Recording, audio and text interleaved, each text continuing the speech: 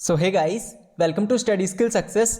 Then guys, आज की इस वीडियो में हम करने वाले हैं 2020 का जो बायोलॉजी का सॉल्व क्वेश्चन पेपर है वो। और ये जो वीडियो है, ये जो क्वेश्चन पेपर है वो हिंदी एंड इंग्लिश दोनों लैंग्वेजेस में रहने वाला है। आज का ये जो है वो हमारा फर्स्ट पार्ट रहने वाला है, जिसमें हम बायो के 30 क्वेश्चंस को कंप्लीट करेंगे।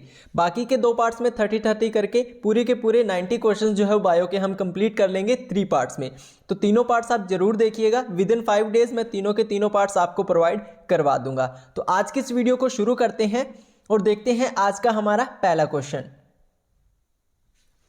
देन गाइस, आज का हमारा जो पहला क्वेश्चन है वो कुछ इस प्रकार से है कि निम्नलिखित में से कौन एक जीव संख्या का एक गुण नहीं है। Which of the following is not an attribute of A population.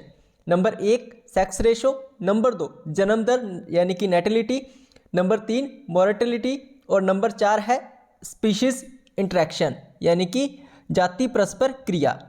ठीक है, तो इसमें से राइट जो आंसर रहा था वो रहा था ऑप्शन नंबर डी यानी कि जाति परस्पर क्रिया। स्पीशीज इंटरेक्शन जो है वो बिल्कुल इसका राइट आंसर रहा था यानी कि ऑप्शन नंबर डी।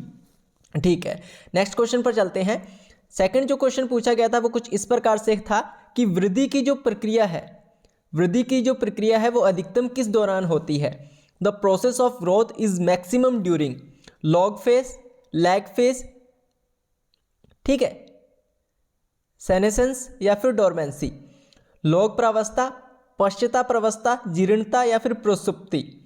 तो इसमें से जो राइट आंसर रहा था वो ऑप्शन नंबर ए रहा था लॉग प्रावस्था यानी कि लॉग फेज जो है बिल्कुल इसका राइट आंसर रहा था यानी कि ऑप्शन नंबर ए जो है बिल्कुल इसका राइट आंसर रहा था। चलिए नेक्स्ट क्वेश्चन पर चलते हैं। द नेक्स्ट हमारा क्वेश्चन था वो कुछ इस प्रकार से था कि तने के आधार से उत्पन्न होने वाली जड़ों को क्या कहा जाता है। तने के आधार से उत्पन्न होने वाली जड़ों को क्या कहा जाता है। The roots that originate from the base of the stem are. छकड़ा जड़ें, प्राथमिक जड़ें, अवस्थम्भ जड़ें या फिर पार्श्व जड़ें। Fibrous roots, primary roots, prop roots या फिर लैटरल रूट्स।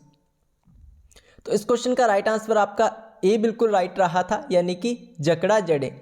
फाइब्रस रूट्स जो है बिल्कुल इसका राइट आंसर रहा था यानी कि ऑप्शन नंबर ए। चलिए नेक्स्ट क्वेश्चन पर बात करते हैं। नेक्स्ट क्वेश्चन की बात की जाए तो आपका ये मैच द फॉलोइंग वाला क्वेश्चन था कि निम्न रोगों को उनके पैदा करने वाले जीवों के साथ मिलान कर सही विकल्प का चयन कीजिए। एक तरफ आपको डिजीज दिए गए हैं और दूसरी तरफ आपको दिए गए हैं कि किन जीवों से वो डिजीज जो है वो होते हैं, ऑर्गेनिजम्स दिए गए हैं। इनको मैच करना है और मैच के बेसिस पर बताना है कि राइट आंसर क्या रहा था। तो इस क्वेश्चन का राइट आंसर देख लेते हैं। बी इसका राइट आंसर रहा था यानी कि टाइफाइड जो होता है वो किसके कारण होता है, वो साल्मोनेला के कारण होता है। इसके बाद जो न्यूमोनिया होता है वो हीमोफिल्स के कारण होता है, न्यूमोनिया हीमोफिल्स के कारण होता है। फाइलेरियासिस होता है जो वो किसके कारण होता है, वो होता है आपका व्यूचेरेरिया है उसके कारण। और जो मलेरिया होता है वो प्लाज्मोडियम के कारण होता है। मलेरिया किसके कारण होता है, प्लाज्मोडियम के कारण होता है। इन क्वेश्चंस को करने का एक और तरीका भी है, अगर आपको वो पसंद आता है तो वो कर लीजिए। जैसे कि इस प्रकार से कोई भी क्वेश्चंस आपको आ जाता है, अगर आपको एक पता है, जैसे कि अपने को मलेरिया पता है कि मलेरिया किससे होता है, तो मलेरिया को सबको पता है कि ये होता है प्लाज्मोडियम से होता है। मलेरिया किससे होता है, प्लाज्मोडियम होता है। या फिर टाइफाइड लेके चलिए तो टाइफाइड अपने को पता है कि साल्मोनेला से होता है। दोनों में से एक भी अगर पता था ना, यानी कि एक आपने को कंफर्म है कि सेकंड आएगा। ठीक है, टाइफाइड जो एक आपने को पता है कि थर्ड आएगा, तो इसमें से ए का थर्ड किस में है, ओनली बी में है, तो बी अपना राइट ऑप्शन हो जाएगा। तो इस प्रकार से भी इन क्वेश्चंस को आप कर सकते हैं। ठीक है, चलिए नेक्स्ट क्वेश्चन पर चलते हैं। नेक्स्ट क्वेश्चन नंबर 5 कुछ इस प्रकार से था। यार ये 21 के एग्जामिनेशंस के लिए मोस्ट इंपॉर्टेंट होने वाला है, तो ध्यान से करिएगा इनको।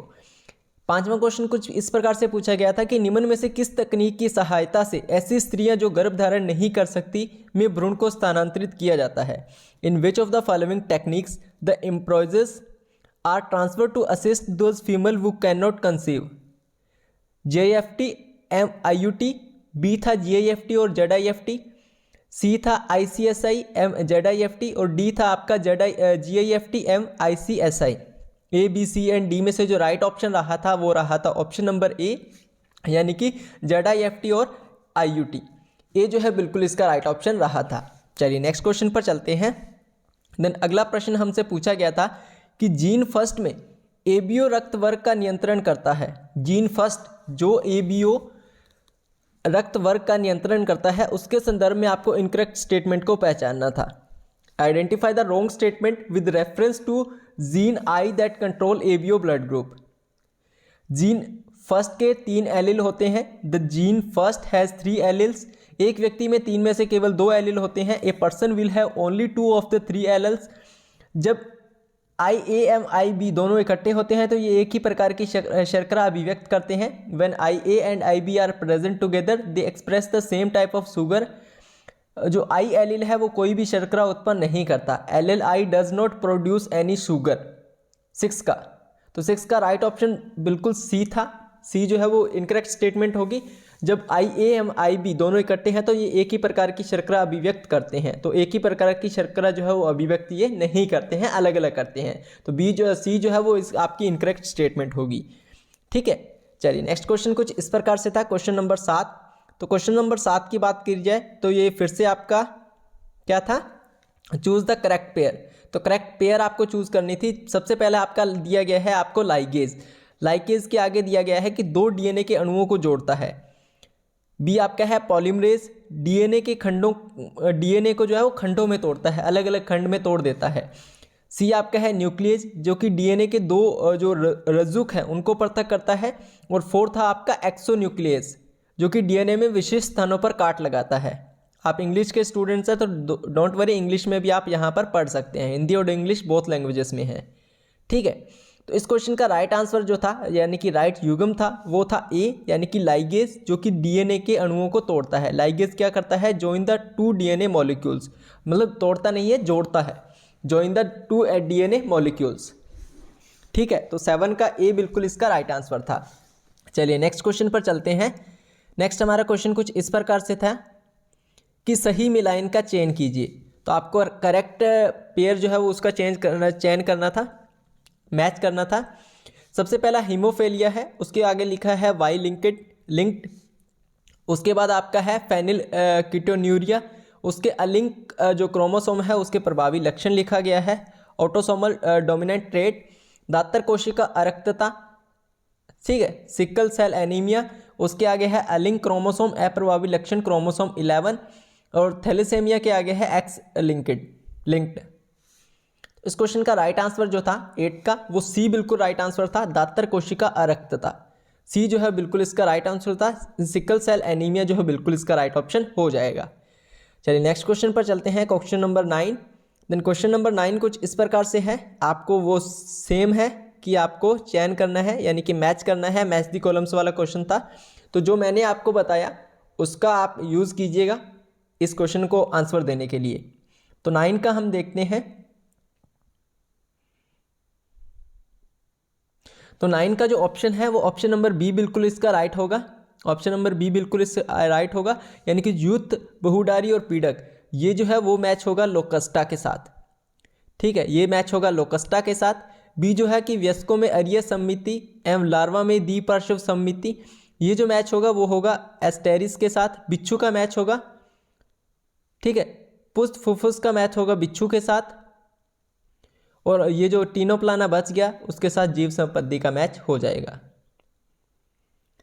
ठीक है गाइस, चलिए नेक्स्ट क्वेश्चन पर चलते हैं। नेक्स्ट हमारा क्वेश्चन कुछ इस प्रकार से है कि प्लाज्मोडियम की जो संक्रामक अवस्था है जो मानव शरीर में प्रवेश करती है वह कौन सी है।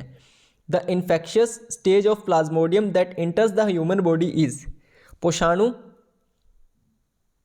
जीवाणुज, मादा युग्मकज या फिर नर युग्मक जनक। तो इस क्वेश्चन का right answer option number B रहा था जीवाणुज। जीवाणुज जो है बिल्कुल इसका राइट आंसर रहा। स्पोरोजोइटस जो है बिल्कुल इसका राइट आंसर रहा था ऑप्शन नंबर बी। चलिए नेक्स्ट क्वेश्चन पर चलते हैं। नेक्स्ट हमारा क्वेश्चन कुछ इस प्रकार से था कि उन पदार्थों को पहचानिए जिनकी संरचनाओं में क्रमशः ग्लाइकोसाइडिक बंध और पेप्टाइड बंध पाए जाते हैं। Identify the substance having glycosidic bond and peptide bond respectively in their structure. Chitin, cholesterol, option number A. Option number B था glycerol trypsin. Option number C था सेलुलोज लेसिथिन। और ऑप्शन नंबर 4 था inulin और insulin. तो इसका D बिल्कुल right रहा था, इनुलिन और इंसुलिन। ठीक है, इनुलिन और इंसुलिन जो है बिल्कुल इसका राइट ऑप्शन रहा था। चलिए गाइस नेक्स्ट क्वेश्चन पे बात करते हैं। नेक्स्ट हमारा क्वेश्चन कुछ इस प्रकार से था कि पादप का वह भाग कौन सा है जिसमें दो पीढ़ी एक पीढ़ी दूसरे के अंदर होती है। The plant parts which consist of two generation one within the other. प्राकोश के अंदर परागण ए है, बी था दो नर युग्मकों वाली अंकुरित परागण, सी था आपका फल के अंदर बीज और डी था आपका बीज जांड के अंदर भ्रूणकोश। तो इस क्वेश्चन का अगर राइट आंसर की बात करें तो डी बिल्कुल राइट होगा, ए और डी बिल्कुल राइट आंसर हो जाएगा। पहला था pollen grains inside the anther और डी था का embryo sac inside the ovule. ठीक है, तो डी बिल्कुल इसका राइट आंसर हो जाएगा, यानी कि ए एंड डी। चलिए गाइस नेक्स्ट क्वेश्चन कुछ इस प्रकार से है कि फलीदार फलों वाले पादपों की जड़ ग्रंथियों में नाइट्रोजिनेज द्वारा उत्प्रेरित अभिक्रिया या फिर के उत्पाद कौन से है, कौन सा या फिर कौन से हैं। The product of reaction catalysed by nitrogens in root nodules of leguminous plant is या फिर आर। पहला है अमोनिया अलोन, नाइट्रेट अलोन दूसरा है, तीसरा है अमोनिया एंड ऑक्सीजन और चौथा है अमोनिया एंड हाइड्रोजन। देन इस क्वेश्चन का राइट आंसर आपका ऑप्शन नंबर डी रहा था, अमोनिया और हाइड्रोजन। अमोनिया और हाइड्रोजन जो बिल्कुल इसका राइट ऑप्शन रहेगा। चलिए नेक्स्ट क्वेश्चन पर बात करते हैं। अगला हमारा क्वेश्चन कुछ इस प्रकार से है कि अंतरावस्था की जो जीवन प्रावस्था है यानी कि गैप 1, उसके बारे में करेक्ट स्टेटमेंट आपको बताना है। Identify the correct statement with regard to जीवन फेज। तो इसके बारे में बताना था, तो इसका करेक्ट ऑप्शन जो रहा था वो आपका रहा था ऑप्शन नंबर सी कि कोशिका जो है वो उपापचय सक्रिय होती है, वृद्धि करती है लेकिन डीएनए की प्रतिकृति नहीं करती। Cell is metabolically active, grows but does not replicate its DNA. C जो है बिल्कुल इसका राइट ऑप्शन रहा था। चलिए नेक्स्ट क्वेश्चन कुछ इस प्रकार से था कि सूक्ष्माणुकों के ब्रुश बॉर्डर वाली घनाकार उपकला पाई जाती है, तो किस में पाई जाती है ये आपको बताना है। Cuboidal epithelium with brush border of microvilli is found in. A है आंतर के आस्तर में, बी आपका है लार ग्रंथि की वहिका में, सी आपका है वृकाणु की समीपस्थ सवलित नलिका में और डी आपका है यूस्टेकियन नलिका में। तो इसका सी बिल्कुल राइट आंसर था, proximal convoluted tubule of nephron, convoluted tubule of nephron. C बिल्कुल इसका राइट आंसर रहा था। ठीक है गाइज, हाफ सेशन हम कंप्लीट कर चुके हैं। तो अभी तक अगर आपने वीडियो को लाइक नहीं किया तो यार वीडियो को लाइक कर दीजिएगा, बिकॉज ऐसे ही इंपॉर्टेंट वीडियोस आगे भी इस चैनल पर आप सभी को मिलने वाली है। द नेक्स्ट अपना क्वेश्चन है कुछ इस प्रकार से कि अंतर्वृष्टि कार्यों के विषय में निम्नलिखित में से कौन सा कथन गलत है। Which of the following statement about inclusion bodies is incorrect. A आपका है ये किसी झिल्ली से गिरे नहीं होते, बी आपका है ये खाद्य कणों के अंतर्ग्रहण में शामिल होते हैं, सी आपका है ये कोशिका द्रव्य में स्वतंत्र रूप में होते हैं और डी आपका है ये कोशिका द्रव्य में निश्चित पदार्थ को व्यक्त करते हैं। देन इस क्वेश्चन का right answer option number B था, these are involve in injection of food particles. ठीक है, बी इसका ऑप्शन राइट रहा था। नेक्स्ट हमारा क्वेश्चन था कि सुकेंद्री की कोशिकाओं में ग्लाइकोप्रोटीन और ग्लाइकोलिपिड के निर्माण का मुख्य स्थल कौन सा है। Which is the important site of formation of glycoproteins and glycolipids in eukaryotic cells? A है एंडोप्लाज्मिक रेटिकुलम, बी आपका है प्रॉक्सिसोम, सी आपका है गोल्जी बॉडीज और डी आपका है पॉलीसोम्स। देन इस क्वेश्चन का राइट आंसर आपका गोल्जी बॉडी बिल्कुल राइट रहा था, सी बिल्कुल राइट रहा था, गोल्जी बॉडी। चलिए गाइस नेक्स्ट क्वेश्चन कुछ इस प्रकार से है कि जेल इलेक्ट्रोफोरेसिस में पृथक हुए डीएनए के खंडों को किसकी सहायता से देखा जा सकता है।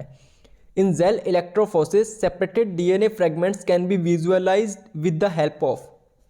चमकीले नीले प्रकाश में एसिटोकार्मिन से, एसिटोकार्मिन इन ब्राइट ब्लू लाइट, यूवी विकिरण में एथियम ब्रोमाइड से, एथियम ब्रोमाइड इन यूवी रेडिएशन, सी था आपका यूवी विकिरण में एसिटोकार्मिन से, एसिटोकार्मिन इन यूवी रेडिएशन और डी था आपका अवरक्त विकिरण में एथिडियम ब्रोमाइड से, एथिडियम ब्रोमाइड इन इंफ्रारेड रेडिएशन।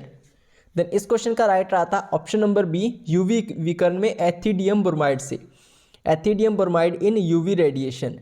बी जो है बिल्कुल इसका राइट ऑप्शन रहा था। ठीक है गाइस, चलिए नेक्स्ट क्वेश्चन पर बात करते हैं। नेक्स्ट हमारा क्वेश्चन कुछ इस प्रकार से है कि ऑक्सीजन के परिवहन के संदर्भ में आपको गलत कथन पहचानना है कि कौन सा होगा। Identify the wrong statement with reference to transport of oxygen. इसके संदर्भ में जो गलत कथन था वो था ऑप्शन नंबर सी कि वायु कुपिका में जो H+ की सांद्रता है वो ऑक्सी हीमोग्लोबिन बनने में सहायक होती है।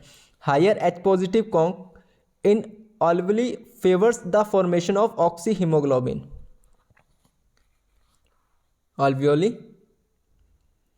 चलिए सी बिल्कुल इसका राइट ऑप्शन रहा था। चलिए नेक्स्ट है कि पुष्पक में क्या होता है। Ray florets have inferior ovary, superior ovary, hypogynous ovary या फिर half inferior ovary, A B C या फिर डी। तो ए इसका बिल्कुल राइट ऑप्शन रहा था, इंफीरियर ओवेरी, अधोवर्ती अंडाशय। चलिए गाइस नेक्स्ट क्वेश्चन कुछ इस प्रकार से है कि इको आर आई द्वारा पहचाने जाने वाला पैलिंडोडर्मिक क्रम है। The specific palindromic sequence which is recognised by Eco R I. Then इस क्वेश्चन का जो राइट आंसर रहा था वो रहा था आपका option number A. Option number ए जो है बिल्कुल इसका राइट ऑप्शन रहा था। चलिए गाइस नेक्स्ट क्वेश्चन कुछ इस प्रकार से है आपका कि प्रतिबंधन एंजाइमों के विषय में गलत कथन को पहचानिए।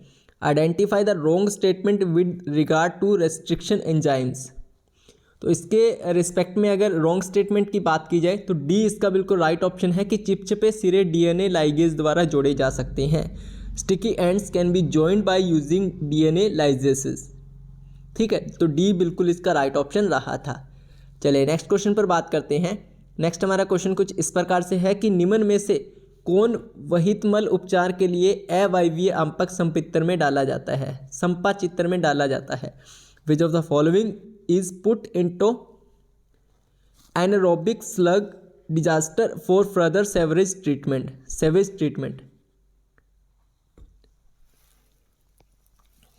तो इस क्वेश्चन का राइट आंसर रहा था ऑप्शन नंबर डी, सक्रियंत आपंग। एक्टिवेटेड स्लज जो है बिल्कुल इसका राइट ऑप्शन रहा था। चलिए नेक्स्ट क्वेश्चन है कुछ इस प्रकार से कि अंतःश्वसन के दौरान होने वाली सही घटनाओं का चयन कीजिए। अंतःश्वसन के दौरान select the correct events then occur during inspiration.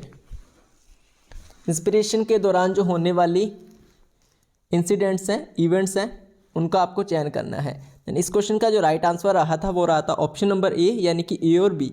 ए था डायफ्राम का संकुचन और आपका बी था बाह्य अंतरपुरुषक पेशियों का संकुचन।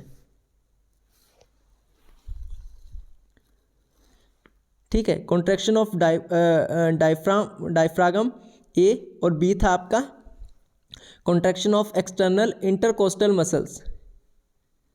चलिए गाइस नेक्स्ट क्वेश्चन कुछ इस प्रकार से है कि यदि तिलचट्टे का सिरा हटा दिया जाए तो कुछ दिनों तक जीवित रह सकता है, क्योंकि if the head of cockroach is removed it may live from few days because. तो इसका आंसर देना था। देन इसका आंसर सी बिल्कुल राइट था कि सिर में तंत्रिका तंत्र का केवल छोटा भाग होता है जबकि शेष शरीर के अदर भाग में स्थित होता है। In the head holds A small proportion of nervous system while the rest situated along the ventral part of its body। ठीक है, चलिए नेक्स्ट क्वेश्चन पर बात करते हैं। नेक्स्ट हमारा क्वेश्चन कुछ इस प्रकार से था कि संघ कॉर्डेटा के लिए कौन से कथन सही है। Which of the following statement are true for phylum Chordata. Then इस क्वेश्चन का राइट आंसर जो रहा था वो रहा था option number D, A, B और सी। बी और सी जो है बिल्कुल इसका राइट आंसर रहा था। ठीक है गाइस, चलिए नेक्स्ट क्वेश्चन पर बात करते हैं। नेक्स्ट हमारा क्वेश्चन कुछ इस प्रकार से है, जीव को उनके जे प्रौद्योगिकी में उपयोग के लिए सम्मिलित कीजिए। Match the organism with it use in biotechnology. Then इस क्वेश्चन का अगर राइट आंसर की बात की जाए तो इसका राइट आंसर जो रहा था वो रहा था ऑप्शन नंबर बी। ए का मैच हुआ था आपका 4 के साथ, यानी कि बेसिल्स दो थुरिजिनेसिस हो था, उसका मैच क्राई प्रोटीन के साथ हुआ था। उसके बाद बी जो है एग्रोबैक्टीरियम, उसका मैच हुआ था डीएनए पॉलीमरेज के साथ। सॉरी ये थोड़ी है थर्वस एक्वेटिकस, इसका डीएनए पॉलीमरेज के साथ एग्रोबैक्टीरियम जो ड्यूमिफिसियसिस था उसका मैच आपका हुआ था 1 के साथ क्लोनिक वेक्टर, एंड बाकी जो बच गया उसका स्लोमेना टाइफ्यूरियम के साथ। ये जो है आपका राइट ऑप्शन रहा था 27 का। चलिए नेक्स्ट क्वेश्चन है। नेक्स्ट क्वेश्चन कुछ इस प्रकार से रहा था कि अनिवार्य तत्वों और पादपों को उनके कार्यों के विषय में निम्नलिखित को सम्मिलित कीजिए। Match the following concerning essential elements and their functions in planets. ठीक है, तो इस क्वेश्चन का राइट आंसर जो रहा था वो रहा था आपका option number C. Option number C जो है बिल्कुल इसका राइट आंसर रहा था। ए का रहा लोहे का रहा था कि 3 के साथ कि क्लोरोफिल के जैव संश्लेषण के लिए ये आवश्यक था। उसके बाद जो बी था जिंक, उसका मैच हुआ था IAA जैव संश्लेषण के साथ। बोरोन का जो मैच हुआ था वो हुआ था आपका पराग का अंकुरण, और मैग्नीज का जो मैच हुआ था वो हुआ था जल का प्रकाश अपघटन। ठीक है, तो सी बिल्कुल इसका राइट ऑप्शन रहा था। चलिए नेक्स्ट क्वेश्चन पर बात करते हैं कि आपको गलत कथन को चुनना था। Identify the incorrect statement. A, B, C and D में से जो इनकरेक्ट स्टेटमेंट है उसको चूज़ करना था कि इनकरेक्ट स्टेटमेंट जो है वो कौन सी है। तो अगर इसमें हम देखें 1, 2 एंड 3 में से इनकरेक्ट स्टेटमेंट की बात की जाए तो सी बिल्कुल इसका राइट आंसर होगा कि sapwood in the inner most secondary xylem and is lighter in colour, यानी कि सी जो है बिल्कुल इसका राइट ऑप्शन हो जाएगा। चलिए नेक्स्ट क्वेश्चन की बात करें तो 30 आपका आज का लास्ट क्वेश्चन है, क्योंकि इस पार्ट में हम 30 क्वेश्चन ही करने वाले हैं। मैच द फॉलोइंग्स वाला ये क्वेश्चन था। ए था उत्प्रेरक क्रिया का निरोधक, बी था पेप्टाइड बंधधारक, सी था कवकों में कोशिका भित्ति पदार्थ, और डी था द्वितीयक उपचायक, जिनको आपको रिसिन, मेलोनेट, काइटिन और कोलेजन से मैच करना था।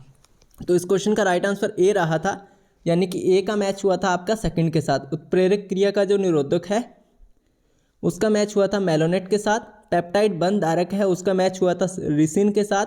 कवकों में कोशिका भित्ति पदार्थ इसका मैच हुआ था आपका काइटिन के साथ, और द्वितीय उपचायक का मैच हुआ था आपका, अच्छा आपने गलत कर दिया, थोड़ा गलत हो गया, दोबारा से देखते हैं। ए बिल्कुल इसका राइट आंसर रहा था। उत्प्रेरक क्रिया का जो निरोधक है उसका मेलोनेट के साथ हुआ था। जो बी है पेप्टाइड बंधधारक उसका कोलेजन के साथ। कवकों में कोशिका भित्ति काइटिन के साथ, और द्वितीय उपापचयक है उसका रिसिन के साथ हुआ था। ठीक है गाइस, तो ये था आज के 30 क्वेश्चंस। तो इसमें बाकी के 60 क्वेश्चंस बच गए हैं। इन 60 क्वेश्चंस को हम 2 पार्ट्स में डिवाइड करेंगे 30-30, और टोटल 3 वीडियोस में पूरे के पूरे बायोलॉजी के 90 क्वेश्चंस को हम कवर कर लेंगे। ठीक है गाइस, बाकी की जो 2 वीडियोस है वो विदिन 5 डेज में आपको प्रोवाइड करवा दूंगा। बाकी ये वीडियो आपको कैसी लगी कमेंट सेक्शन में कमेंट करके जरूर बताइएगा, एंड अच्छी लगी तो वीडियो को लाइक कीजिएगा, और ज़्यादा से ज़्यादा अपने दोस्त हैं जो कि नीट 21 की प्रिपरेशन कर रहे हैं उनके साथ शेयर कीजिएगा। ठीक है गाइस, बाकी चैनल को सब्सक्राइब करके बेल आइकन को प्रेस कर लीजिएगा, बाकी इसी प्रकार की वीडियोस आप सबको मिल सके। बाकी मिलते हैं नेक्स्ट वीडियो में, तब तक के लिए good luck and have a nice day.